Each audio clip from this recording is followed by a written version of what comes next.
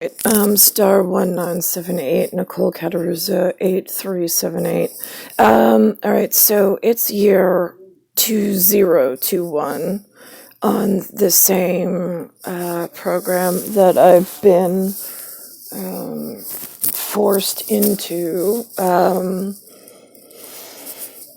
right, so I just wrote a document. There in 1980. I think it was like 85 or 86,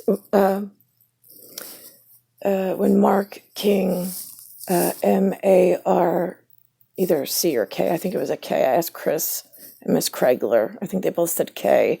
And then King started with a K, K-I-N-G. We were just learning to spell.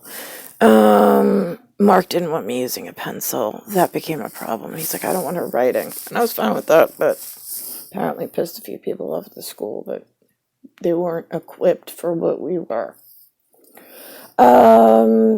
Miss Metz, M-R-S-M-E-T-Z, was in science class shortly after Miss Metz and Miss Craigler, the only two names I remember in the school as adults.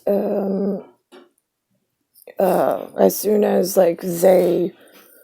Mark King's family, larger family, was fighting for him to stay and fighting for me to stay by his side and not be separated. Apparently, people in the school district and the state of New York and in the United States were fighting for us to be split apart for money reasons. As soon as they were successful and made Mark leave, the Macintosh computer was introduced to the, I was age, I think 6 or 7. And so that was like around age, 1985, 86, somewhere around there.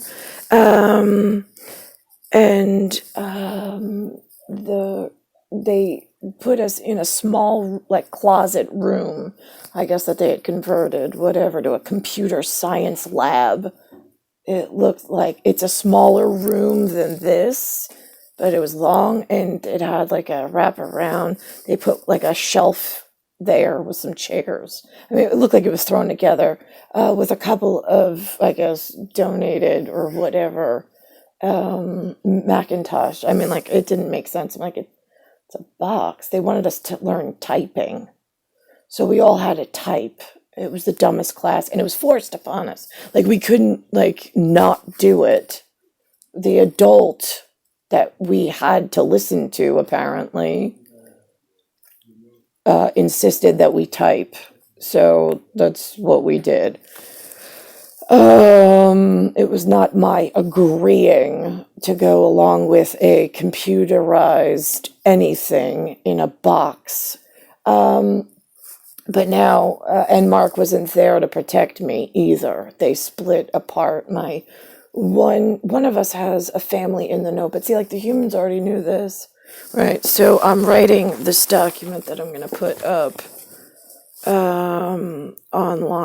It's been on file for a long time now with your shitbag humans and all the fucking abuse of my time, my person, systems.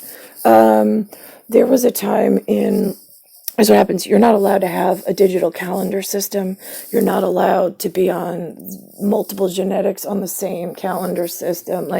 There's timing mechanics that keep sun, moon, stars, and biology together, right? You humans are never allowed to know that kind of stuff. And your box computer science, right? It's not allowed by the gods, for sure. We told you at Texas Instruments when you started teaching calculus to the public that you were not allowed to do it, but you just continued. So before I physically had to leave a uterus and come into this shitbag place, we documented the simulation the way that it could go. We even put 2 fictitious characters replaced who actually was going to be the real criminal if the authorities didn't do what was needed of them.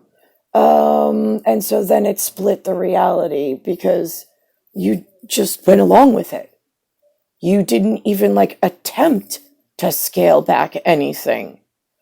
So now I have a split reality. I have my timing and where I've been, because I can be moved with other more scary technology based on now that you've given any fucking shitbag with no morals, no ethics, and no genetic care in the world, because it doesn't happen to them. You just let everybody, open a wormhole and just suck people through it. It's a real fucking shit show. So some of you don't die right away. Like, you die and your body's here, but you're now popping up other places. It's a real fucking shit show. That's why it looks like that over there. Yeah. Okay, so now, when I was like 15 or 16, I was in Oyster Bay, and I don't know what happened. I don't know where I was. And then all of a sudden I just popped into Oyster Bay, and I was like slung over some really I don't know. He was a big guy. I thought at first he was fat. And he said his name was Matt, and he was a football player.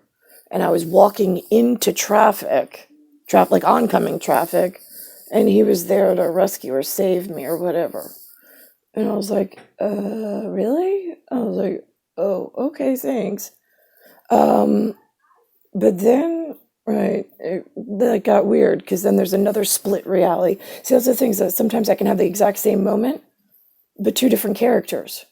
One's like your normal, public, non-important, local, ugly. And then sometimes it's who I should be with. And then it's like, right, and then he's always like, well, you remember me now? Oh, like I'm fucking inconvenienced. And I'm like, do you have any idea what it's fucking like since you fucking left me with the fucking shitbag humans, and now they've got like digital calendar clocks, and like they're splitting my fucking mind? You have any idea what that's like? Yeah, I didn't think so.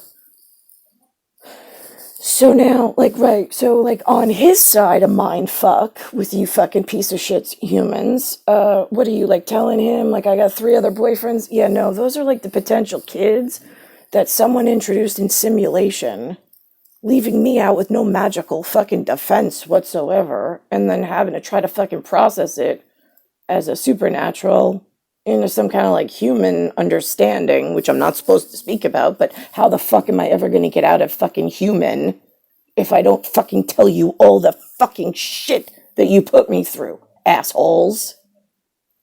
So if I lose humans completely,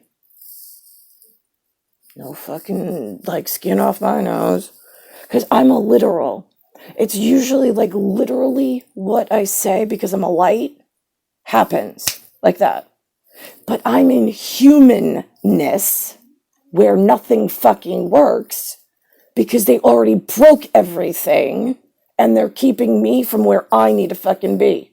So now I got humanness in light workers' jobs that are not light workers.